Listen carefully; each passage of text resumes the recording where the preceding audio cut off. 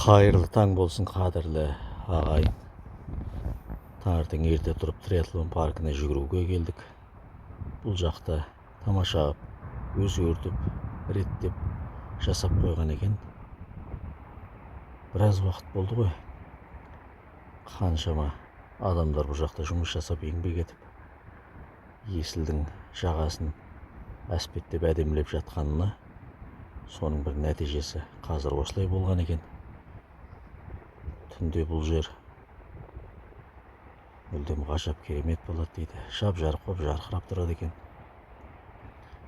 Қазіргі есілдің жағасы дәл осындай болып тұр. Енді толығыменен жұмыс шаруалары әлі аяқталмаған болса керек. Десе де көңілімізден шықты. Мына жерде мына құстың ұясы бар. Тіпті құстың ұясын неден қарастырып қойған. Кәдімгі құстар тоқылған сияқты, тоқылған құстың ұяларына кеп өстіп іліп қойған екен. Ана ар жағын қарасаңыздар, камера тұр. Барлығын түсіріп, бақылап, қарап, көріп отыратын қылып камераны орнатып қойған.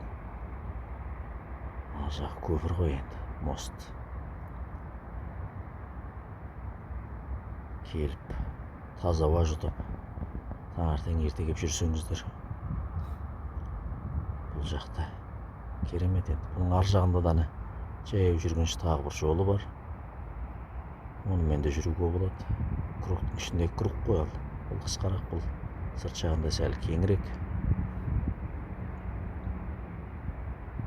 Түсін де өзгерткен екен бұл жердің. Тамаша, жақсы екен. Жарық шамдар осындай.